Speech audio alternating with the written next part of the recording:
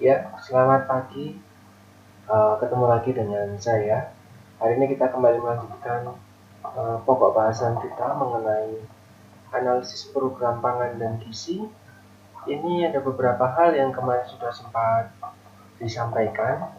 Kemarin di pertemuan sebelumnya kita sudah membahas tentang konsep biaya, keuntungan, serta konsep dari BEP, break-even point. Hari ini kita akan membahas kelanjutannya mengenai analisis kelayakan program. Ini saya skip karena ini sudah disampaikan minggu lalu.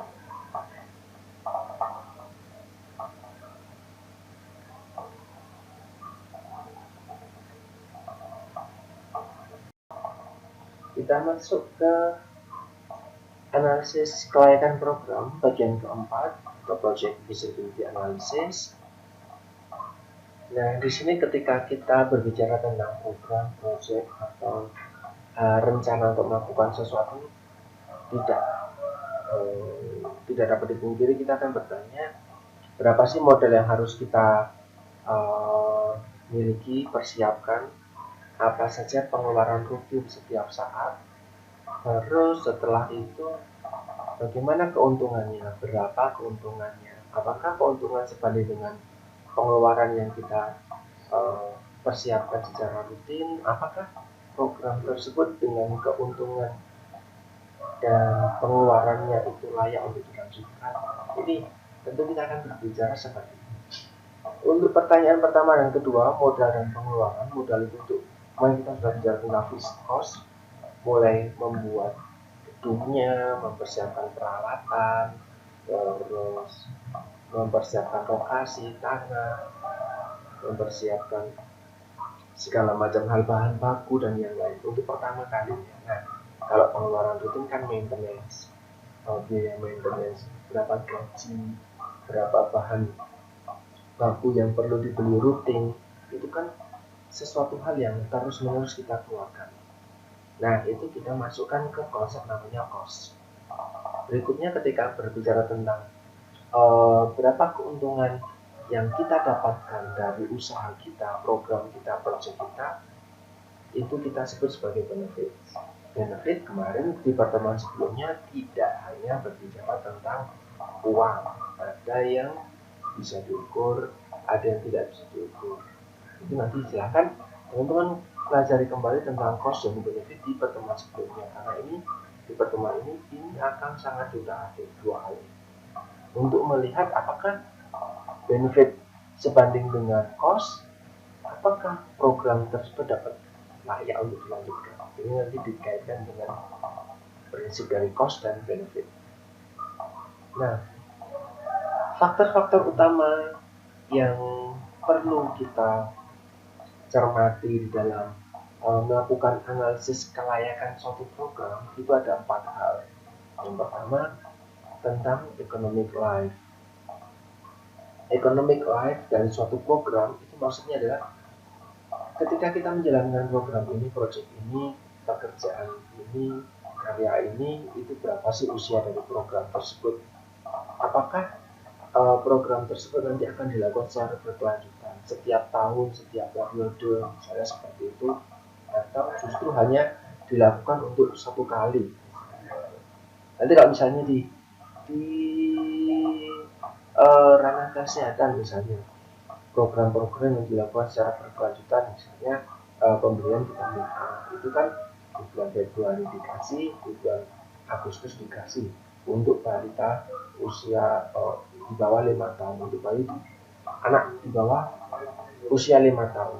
Nanti ketika anak tersebut sudah tumbuh di atas 5 tahun tidak lagi dikasih, tetapi program tersebut tetap ada untuk anak-anak yang lain. Kan berarti terus menerus dilakukan.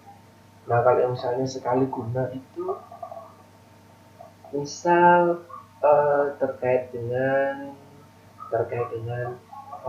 COVID-19 ini misalnya, nanti ketika ada kebijakan-kebijakan khusus bisa jadi hanya terkait dengan COVID-19 ini saja, tidak tidak tidak sampai ke dijadikan sebagai kebiasaan rutin. Misalnya kebijakan pemerintah kemarin memotong menggratiskan, mendiskon biaya listrik, pengeluaran akibat karena listrik di beberapa kelas pengguna listrik mulai dari 450 kilowatt sampai 900. Nah, 900 pun yang mendapat subsidi saja yang dapat dipotong itu. Nah, orang-orang keluarga dengan 900 non subsidi ya tidak mendapatkan tidak dijadikan sebagai sasaran dari program dari Jokowi ini karena dianggap sebagai keluarga yang sudah cukup mampu, cukup mapan untuk membayar listriknya setiap bulan dengan harga yang normal. Kan berarti kan hanya digunakan di periode masa tanggap darurat COVID-19 ini saja. Itu masuk ke ekonomi fair.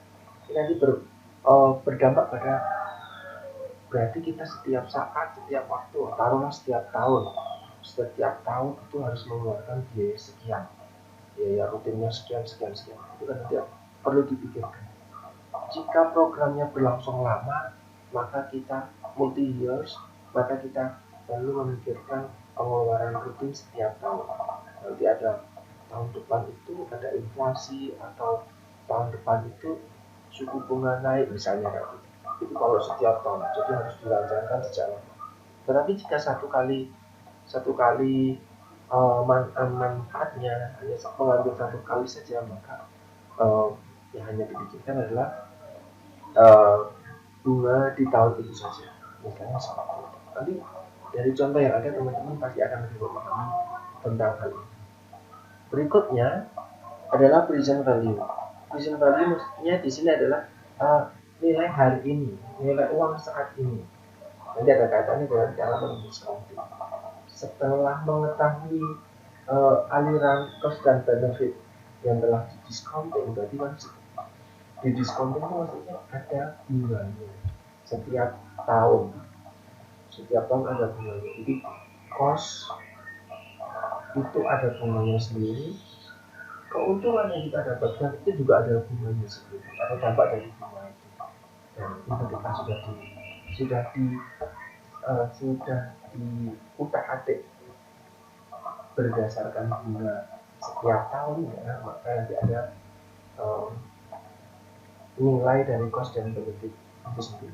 Jadi selain cost dan benefit hari ini, ada cost dan benefit tahun kedua, tahun ketiga yang sudah diatur dengan bunga.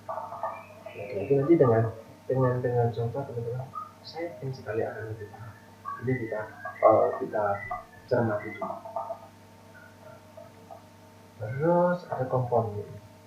Ini ada future value, itu didapatkan dari present value hari ini, dikalikan dengan angka 1 ditambah dengan jangka besaran bunga di setiap tahunnya itu berapa persen. Nanti dikalikan dengan pangkat berapa jangka periode dalam tahun yang tidak dicari. Misalnya ini, Ani menabung 10 juta, hari ini 10 juta. Dengan adanya kebijakan suku bunga 18% setiap tahunnya, kira-kira uang Ani jadi berapa 3 tahun lagi atau tahun ketiga? Maka hitung-hitungannya adalah future value tahun ketiga yang belum dijalani.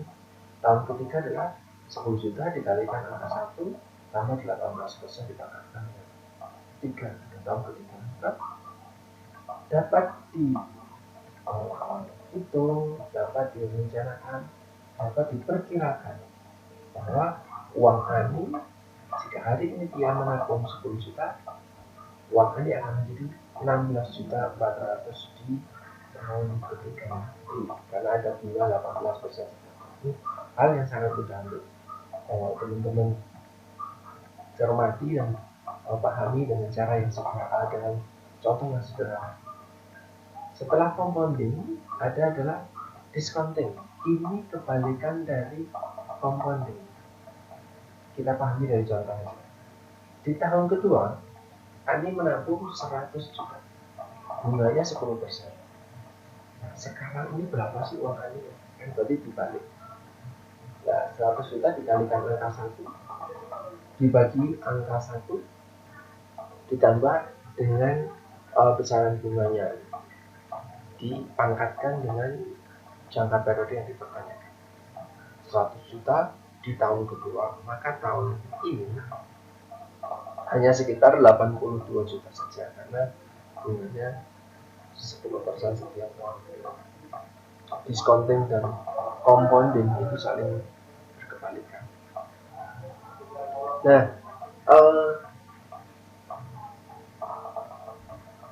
ketika kita mau melakukan analisis ekonomi terkait dengan program dari yang kita lakukan, itu ada beberapa hal yang dapat kita lakukan untuk menganalisis program tersebut. Jadi ada beberapa jenis analisis ekonomi.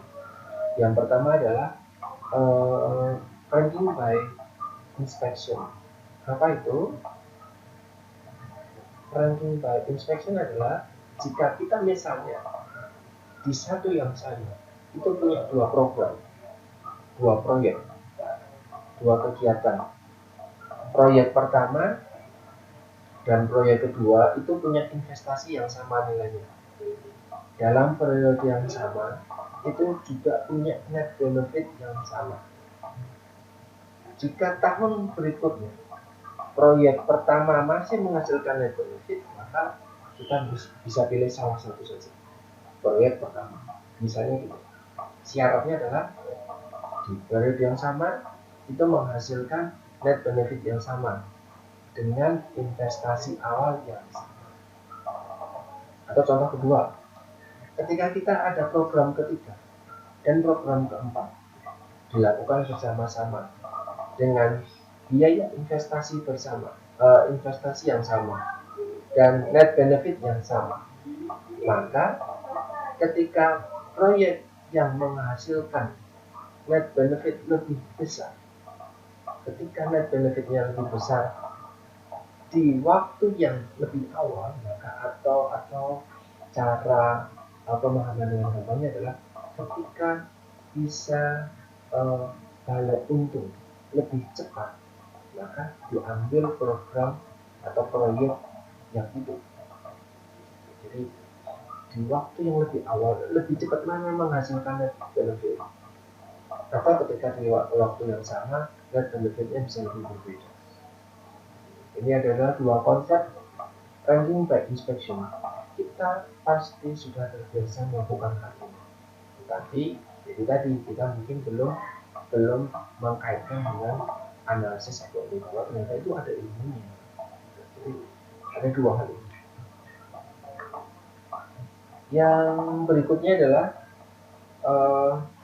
tentang analisis payback period. Itu adalah jangka waktu tercapainya net benefit itu ketika menyamai investasi.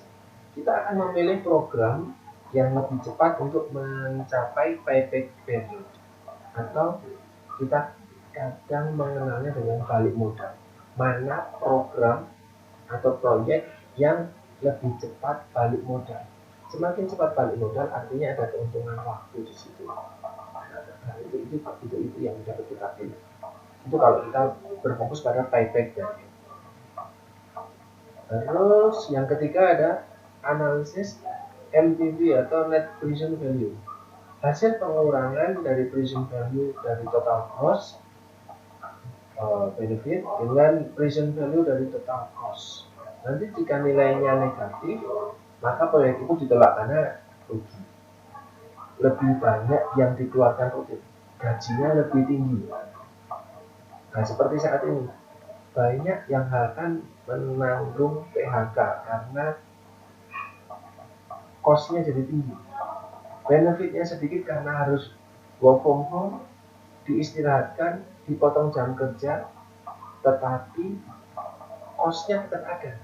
Bahan baku harus tetap ada, gaji harus tetap dibayarkan, pengeluaran listrik, elektronik, wifi, semuanya air, semuanya harus tetap ada, maka cost-nya lebih tinggi.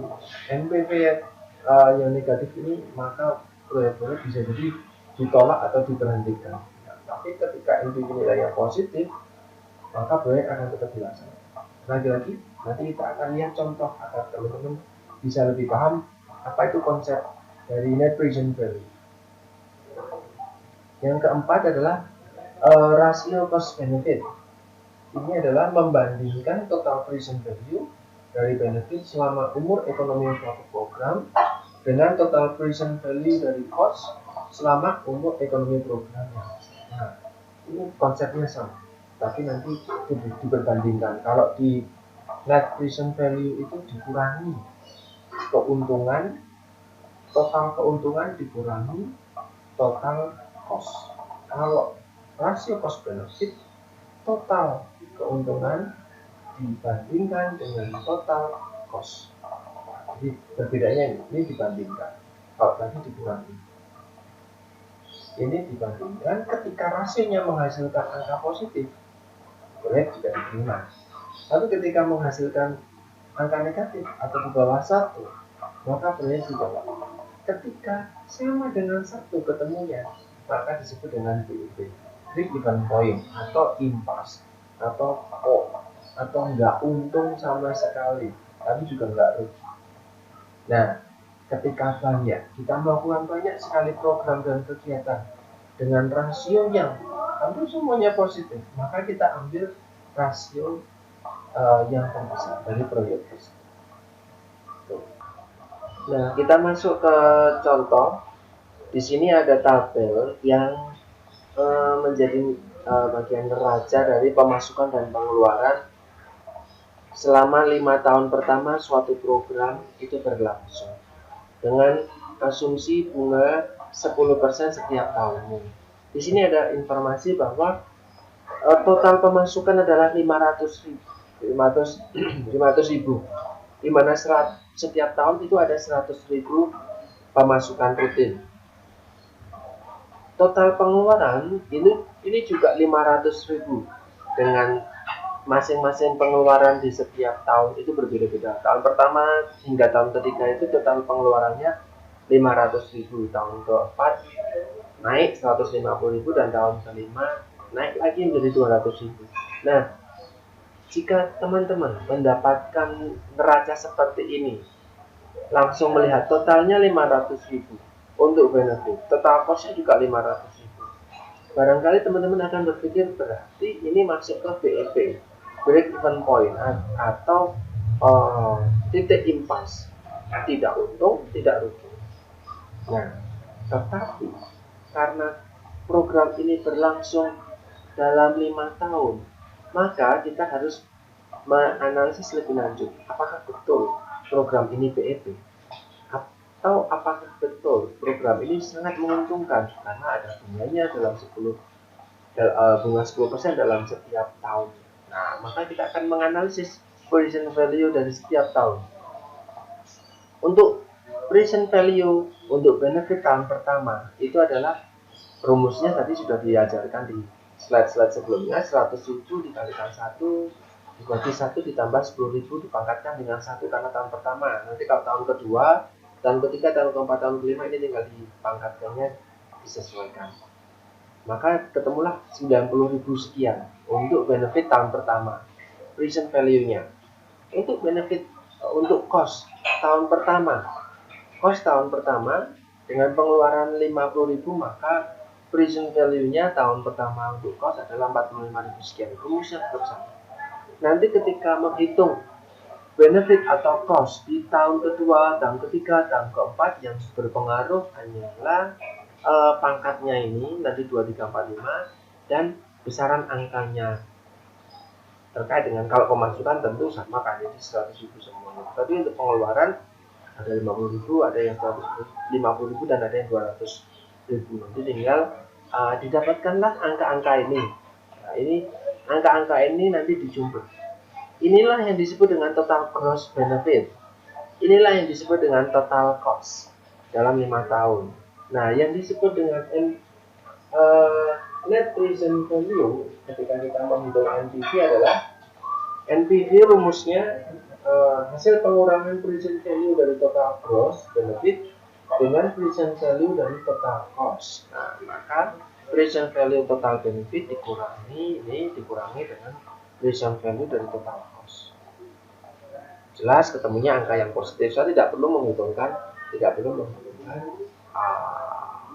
berapa angkanya, karena kalau NPV yang penting adalah positif atau negatif.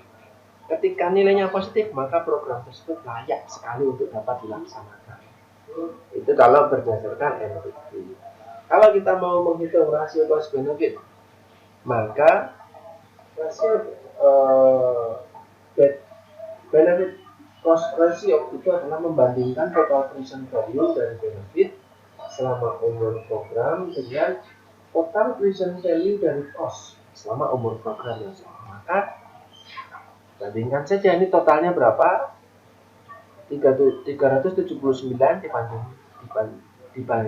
dibagi dengan 350, maaf ini angka harusnya dibagi bukan dikurangi, dibagi, maka ketemu hasilnya adalah 1,08 atau nilainya adalah positif. Karena nilainya di atas 1, maka program tersebut dapat dilaksanakan. Itu. Saya yakin teman-teman jadi lebih paham ini. Nah, nanti kita akan belajar kasusnya nyata di program kesehatan itu seperti apa. Nanti di slide saya sebelumnya akan berbicara soal itu. Nah, tetapi kita akan lanjutkan dulu dengan jenis analisis ekonomi yang kelima, yaitu cost effectiveness.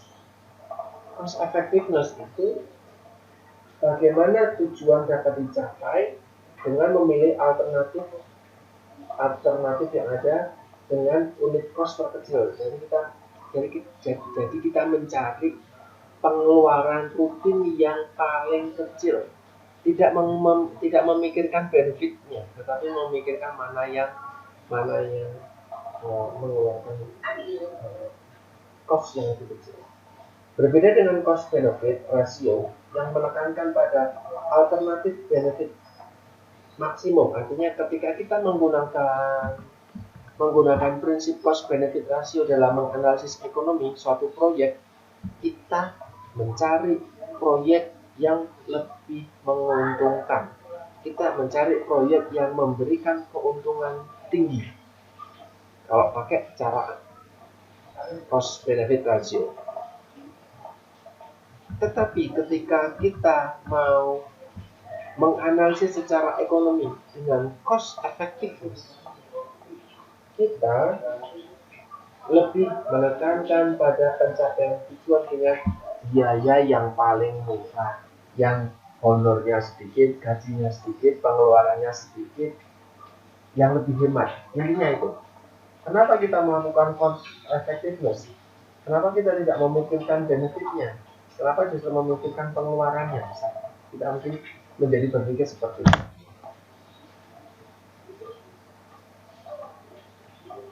Hal ini karena ada beberapa hal, kalau saya terkait dengan kesehatan itu, ada beberapa hal yang tidak bisa diukur dengan uang. Maka kita tidak tahu, untuk secara cepat itu kita tidak tahu berapa sih untungnya. Yang kita bisa hitung kan berapa yang kita keluarkan, bukan berapa keuntungan yang kita dapat dari suatu program. Misalnya pemberian vitamin A. Ketika kita memberikan vitamin A kepada bayi balita, apakah kita berpikir bahwa untungnya piro? Berapa uang yang didapat? Itu program gratis kok. Ibu-ibu membawa balitanya gratis dikasihkan kapsul vitamin A setiap Februari dan Agustus. Pemerintah tidak dapat uang sepeser pun dari program itu, malah mengeluarkan. Nah, maka ketika pemerintah tidak mendapatkan keuntungan secara material di saat itu, maka harus dilakukan analisis ekonomi yang tidak memperhitungkan soal keuntungannya. Nah, digunakan cost effectiveness. Di sini ada tabel tentang perbandingan analisis dengan cost benefit ratio dan cost effectiveness untuk program-program. Nah, kalau yang cost benefit ratio itu digunakan ketika keuntungan dan cost itu diketahui jumlahnya dan quantifiable, bisa dihitung ya. Kalau kita secara gampangnya bisa diukur dengan uang. Itu ketika keuntungan dan cost itu diketahui dan bisa diukur dengan uang, maka menghitung atau menganalisis program tersebut itu dengan cost benefit ratio. Tetapi ketika benefit dan cost-nya diketahui, cost-nya itu bisa dihitung, tetapi benefitnya tidak bisa dihitung, maka menggunakan cost effectiveness. Misalnya program vitamin A tadi, benefitnya dan cost diketahui. Oh, anak-anak jadi sehat, anak-anak jadi terhindar dari defisiensi vitamin A, anak-anak terhindar dari infeksi. Itu kan keuntungan. Cost-nya juga diketahui. Oh, harus membuat vitamin A, membagikan, ada biayanya sendiri. Petugas puskesmas yang turun ke lapangan juga ada honornya sendiri, misalnya seperti itu cost. Oh, warga harus datang, itu harus dengan embel-embel menyiapkan bubur kacang hijau, itu juga cost. Benefitnya diketahui, costnya diketahui, costnya bisa dihitung, berapa uangnya yang harus dikeluarkan, berapa bubur yang harus dipersiapkan, terus itu bayarnya berapa kepada para kader.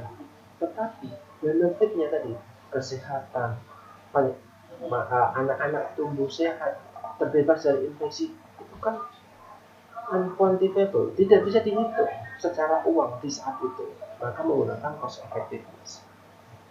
Atau kedua, ketika alternatif proyek memberikan manfaat secara semaksimal mungkin, ada proyek-proyek ke-1, proyek kedua, proyek ketiga, ada keuntungannya yang maksimal, maka fokusnya pakai cost benefit ratio. Tetapi ketika ada proyek-proyek yang fokusnya ini lebih murah, ini lebih terjangkau, maka kita pakai yang cost effectiveness. Dan proyeknya seperti itu.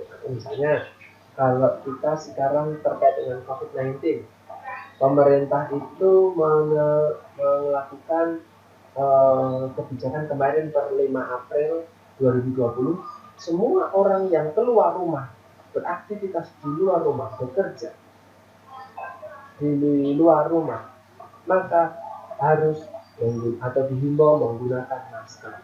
Itu kan program menggunakan masker. Oh, costnya mungkin ada, kita jadi pembeli masker, membuat masker, menyediakan masker dari kain ataupun dari bahan-bahan yang standar. Tetapi benefitnya tidak bisa dihitung. Benefitnya, oh kita sehat, oh kita angka insidensi terkait corona turun, misalnya kayak gitu. Itu keuntungan. Tetapi terkait berapa uang yang didapatkan dari program itu kan itu harus butuh analisis jauh lebih lanjut. Ketika saat itu juga, maka dibandingkan dengan biaya paling minimum.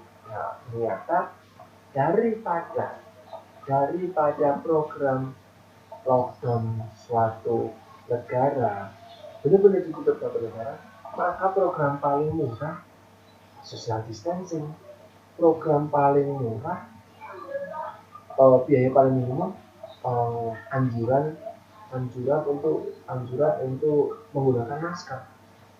Social distancing dan menggunakan masker lebih murah social distancing, karena nggak modal apa-apa.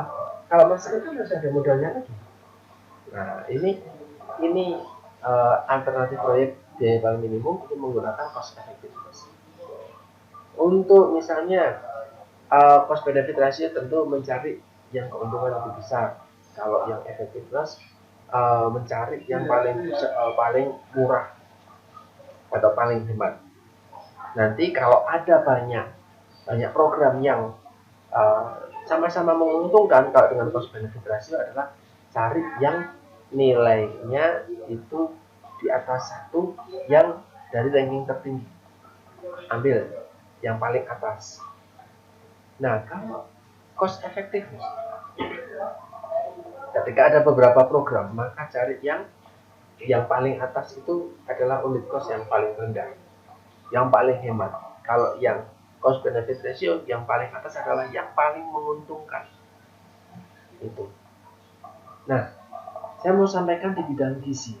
Umumnya keuntungan program gizi itu sedikit susah untuk dihitung secara kuantitatif. Maka kita menggunakan cost effectiveness.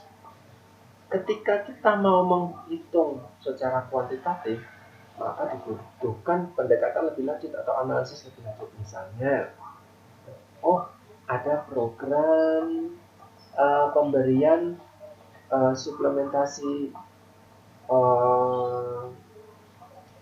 vitamin mineral kepada ibu hamil. Harapannya anaknya jadi tumbuh sehat, terus bisa tumbuh menjadi anak sekolah yang cerdas, perkembangannya optimal untuk mencegah kecerdasan atau mencegah hilangnya kecerdasan. Atau ketika program-program seperti saat ini COVID-19 di Stikes Panterapi itu setiap karyawan dosen yang masuk pada hari piket itu diberikan asupan gizi tambahan berupa tablet multivitamin dan kadang ada bubur kacang hijau, atau kadang ada telur, atau kadang ada sari kedelai, misalnya itu tujuannya itu untuk mengurangi kemungkinan untuk sakit. Itu kan keuntungannya sebenarnya, kecerdasan mengurangi hari sakit itu kan tidak bisa diukur secara uang. Tetapi kalau mau diukur secara uang bisa. Ketika kita sehat, ketika kita cerdas, maka produktivitas naik, maka kerugian secara material ini bisa ditekan. Nah, ini kalau mau menganalisis lebih lanjut. Tapi kalau mau menganalisis secara singkat pada waktu itu, carilah cost effectiveness. Ini misalnya contoh cost effectiveness di program gizi yang kita lakukan sehari, yang pemerintah sediakan. Tujuannya adalah pemberian yodium ke ke seluruh anggota keluarga. Ada tujuan utama yang ingin dicapai, yaitu adalah setiap anggota keluarga harus mengonsumsi yodium dengan cukup setiap hari. Terus pemerintah berpikir ada berapa cara untuk agar masyarakat mengonsumsi yodium. Ternyata ada tiga cara. Yang pertama, garam diberi yodium. Garam difortifikasi dengan yodium. Berikutnya air minum difortifikasi dengan yodium. Atau berikutnya lagi ada yang namanya kapsul yodium. Kapsul minyak yodium ini selain kapsul vitamin A, dulu pernah ada namanya kapsul yodium. Sama ada yang kontrol, artinya tidak diberikan apa-apa. Nah, ternyata ketika dianalisis program ini satu persatu dilakukan, ternyata ada beberapa perubahan di dalam kaitannya dengan misalnya tadi gangguan akibat kekurangan yodium, gagi misalnya gondok, retin, menurunnya kecerdasan.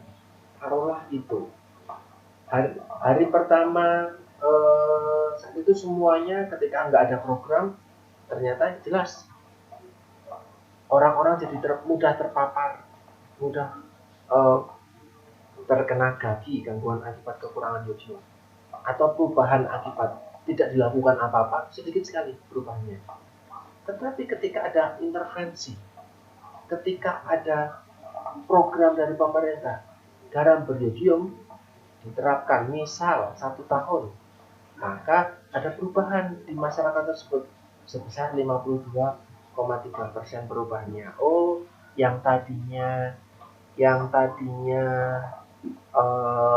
mudah sakit menjadi tidak mudah sakit, misalnya gitu. Ada 52%.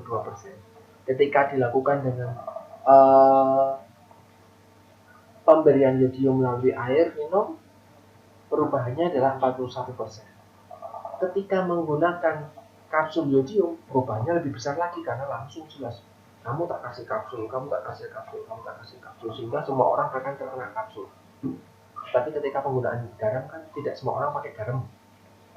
Ketika air dengan yodium, tidak semua orang konsumsi air dengan yodium karena mungkin rasanya tidak enak, rasanya jadi aneh, getir. Nah, di sini akan ada effectiveness. Effectiveness adalah ketika tidak dilakukan apa-apa, atau disebut dengan kontrol, ini persen perubahannya dikurangi dengan kontrol. Maka ketahuan efektivitas dari program garam beriodium adalah 48,5. Efektivitas dari program iodisasi air adalah 37. Efektivitas dari program kapsul iodium adalah 60,7. Nah, dan ada cost-nya. Ini benefitnya. Ini cost-nya. Cost-nya kalau menggunakan garam iodium itu hanya mengeluarkan biaya Rp585 per orang. Tetapi ketika menggunakan program air beriodium, biayanya lebih gede lagi. Ketika menggunakan kapsul iodium, lebih gede lagi. Berarti kan boros. Maka ketika menghitung cost effectiveness, itu adalah dengan rumus cost per unit. Cost yang dibutuhkan 500 dibagi effectiveness dari program tersebut 48,5, maka ketemu angkanya 12,1. Untuk program iodisasi air ketemu cost per unitnya adalah 24. Untuk program kapsul iodium cost per unitnya ketahuan angka 15,4%.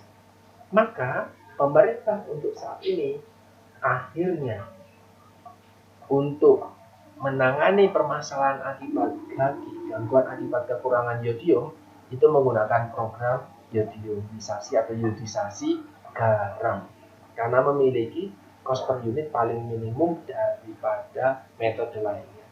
Dulu pernah ada kapsul iodium tetapi dihentikan karena ternyata tidak memberikan tidak mengeluarkan biaya yang kecil, ternyata boros. Tidak dilanjutkan lagi juga air iodium di air karena juga ternyata jauh lebih boros lagi.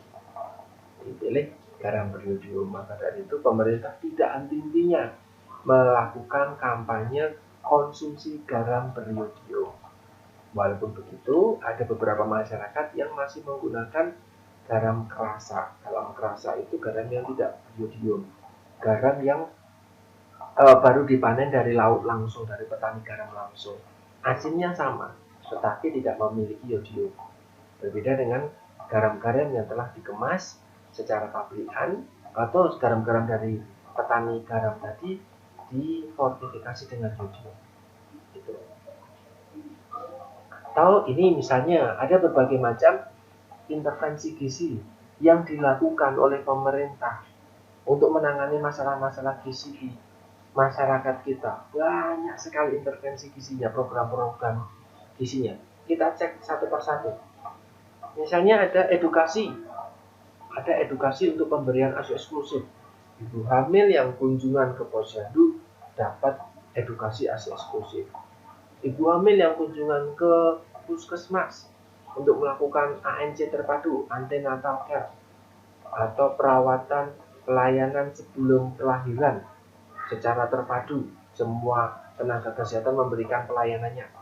Maka ada pelayanan dari tenaga gizi atau bahkan bidan bisa jadi, atau bagian dari KIA kesehatan ibu dan anak itu memberikan edukasi tentang ASI eksklusif. Itu program pemerintah juga. Itu ternyata mengeluarkan biaya besar $5 per tahun. Biaya ini digunakan untuk yang menggaji, memberikan honor, mencetak leaflet, misalnya seperti itu. Program berikutnya suplementasi zat gizi mikro, mulai dari iodium, zat gizi kalau untuk kehamilan ya, dan vitamin A. Ini di sini kita ketahuan ada berapa dolar yang dikeluarkan per tahunnya untuk program-program tersebut. Ternyata iodisasi, suplementasi iodium itu nilainya $0,5 per tahun. Pakai kapsul iodium ini. Suplementasi kan pakai kapsul iodium.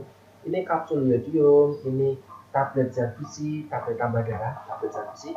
Ini kapsul vitamin A. Gitu. Nah, itu kalau suplementasi biayanya sekian. Kalau fortifikasi, artinya zat gizi tersebut ditambahkan di makanan misalnya yodium, difortifikasi, digaram, itu ternyata biayanya kita lihat ini lebih murah 0,05 dolar dibandingkan suplementasi yodium lewat kapsul yodium. Wah, lebih murah. Atau fortifikasi zat besi di makanan, misalnya nanti ada namanya tepung-tepungan tersendiri atau susu formula yang difortifikasi dengan zat besi, jauh lebih murah harga cost yang perlu dikeluarkan. Atau fortifikasi vitamin A, ini bisa teman-teman bisa temui di minyak goreng. Minyak goreng itu sudah difortifikasi vitamin A.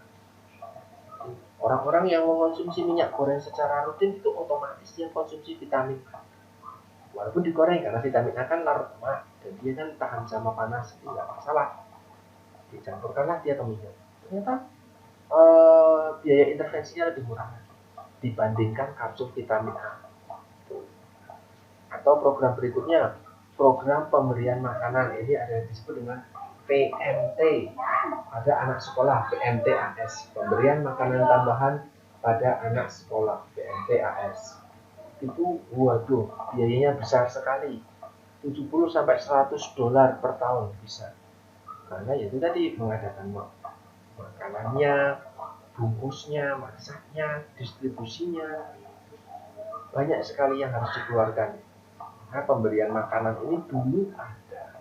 Ketika saya SD itu ada program PMT anak sekolah, pemberian makanan tambahan anak sekolah.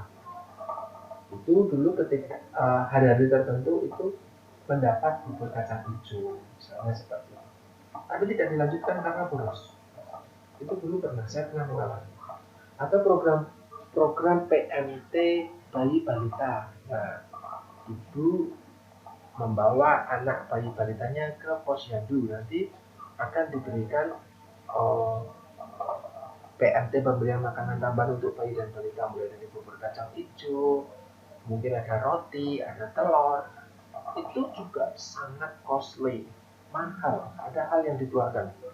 Maka dari itu kadang karena biaya dari kadang tidak mungkin, biaya dari puskesmas dan posyandu untuk kegiatan rutin tersebut juga tidak mungkin, maka biasanya masyarakat menjadi swadaya, masyarakat menjadi urunan untuk mendapatkan PMT tadi dengan harga yang murah. Misalnya untuk PMT untuk posyandu hari itu misalnya adalah bubur kacang hijau, maka ketika anaknya ditimbang mendapat bubur kacang hijau, ibunya membayar misalnya Rp2.000 atau Rp1.000 hanya untuk menutupi biaya saja. Karena kalau ditanggung dengan pemerintah luar biasa besar.